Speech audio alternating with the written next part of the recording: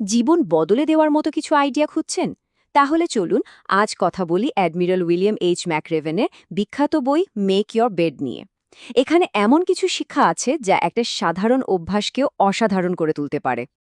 এই যে কথাটা দেখছেন, যদি পৃথিবীকে বদলাতে চাও তবে নিজের বিছানা গোছানো দিয়ে শুরু করো। শুনতে খুব সাধারণ মনে হচ্ছে, তাই না?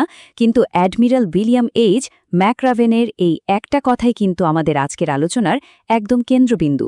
এর গভীরে লুকিয়ে আছে শৃঙ্খলা, আত্মবিশ্বাস আর সাফল্য অর্জনের এক দারুণ দর্শন। তো প্রথম যে বিষয়টা আসে সেটা হলো দিনের শুরুতেই একটা ছোট জয়। মানে যে কোনো বড় সাফল্যের শুরুটা কিন্তু বিশাল কোনো লাফ দিয়ে হয় না, হয় একদম ছোট্ট গোছানো একটা পদক্ষেপ দিয়ে। ভাবুন তো, সকালে শুধু বিছানাটা গুছিয়ে রাখলেন, ব্যাস, এটাই কিন্তু দিনের প্রথম শেষ করা কাজ। আর এই ছোট সাফল্যটাই আর একটা কাজ করতে উৎসাহ দেবে। ব্যাপারটা আমাদের মনে করিয়ে দেয় যে ছোট ছোট জিনিসগুলোরও জীবনে কতখানি গুরুত্ব আছে।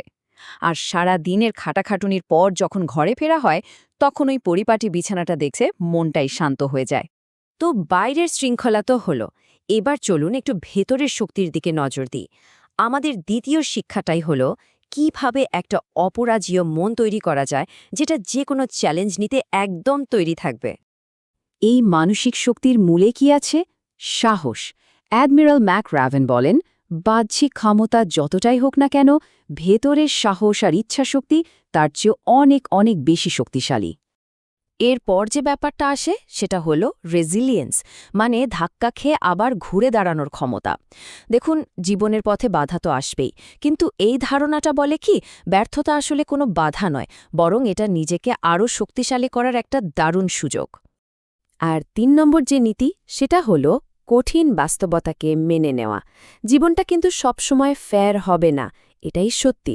কোনো অভিযোগ না করে এই ব্যাপারটা মেনে নিয়ে যে এগিয়ে যেতে পারে, সেই কিন্তু আসল বিজয়ী।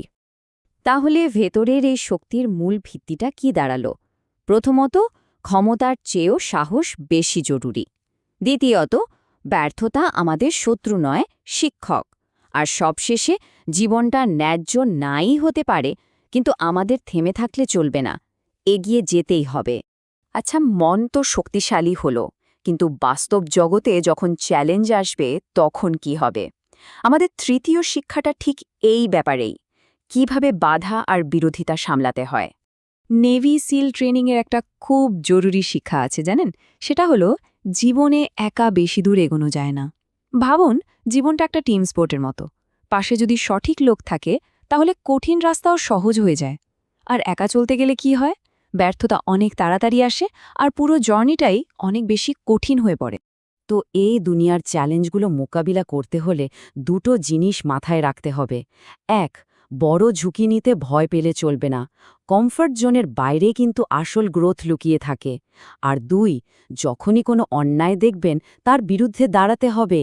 এতে শুধু দুর্বলকে রক্ষা করা হয় না, নিজের সততারও প্রমাণ মেলে।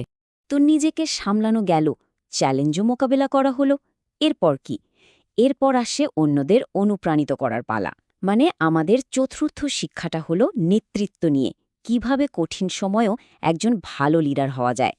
চরিত্র বা ক্যারেক্টার জিনিসটা কি বলুন তো? এর আসল পরীক্ষা কিন্তু হয় চাপের মুখে। যখন সবকিছু ভেঙে পড়ছে, তখনও শান্ত থেকে নেতৃত্ব দেওয়ার যে ক্ষমতা, সেটাই হলো সত্যিকারের চরিত্র। আর লিডারশিপের সবচেয়ে বড় অস্ত্র হলো আশা।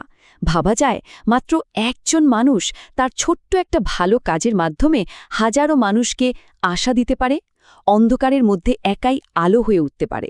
তাই কোনো একজন মানুষের ক্ষমতাকে কখনো ছোট করে দেখতে নেই। আমরা প্রায় শেষের দিকে চলে এসেছি, আর এখন যে বিষয়টা নিয়ে কথা বলবো সেটা হলো ইচ্ছাশক্তির চূড়ান্ত পরীক্ষা। বলা যেতে পারে এটাই অ্যাডমিরাল ম্যাকরাভেনের দেওয়া সবচেয়ে গুরুত্বপূর্ণ শিক্ষা। সেই গুণটা কি? সেটা হলো পারসিভিয়ারেন্স, বা সহজ বাংলায় অধ্যাবসায়, মানে লেগে থাকার ক্ষমতা। এই একটা গুণই কিন্তু যুদ্ধ জিতিয়ে দেয়, সাধারণ থেকে অসাধারণ করে তোলে।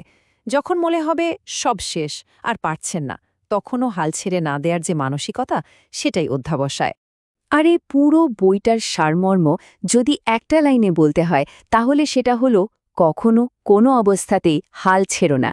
এই কয়েকটা শব্দই যেন সবকিছুর মূল কথা। আর মজার ব্যাপার হলো, এই যে হাল না ছাড়ার অসম্ভব শক্তি, এর শুরুটা কোথায় বলুন তো? সেই প্রথম ছোট্ট একটা কাজে। মানে পুরো আলোচনাটা ঘুরে আবার সেই একই জায়গায় চলে এলো। সবকিছু শুরু হয় একটা ছোট্ট পদক্ষেপ দিয়ে। যেই শৃঙ্খলাটা সকালে বিছানা গোছানো দিয়ে শুরু হয়, সেটাই একদিন হাল না ছাড়ার মানসিকতায় পরিণত হয়। তাহলে এই আলোচনা শেষে একটাই প্রশ্ন থেকে যায়, আগামীকাল এমন কোন ছোট কাজটা করা যায় যেটা হয়তো জীবনে একটা বড় পরিবর্তনের শুরু হতে পারে? ভেবে দেখবেন।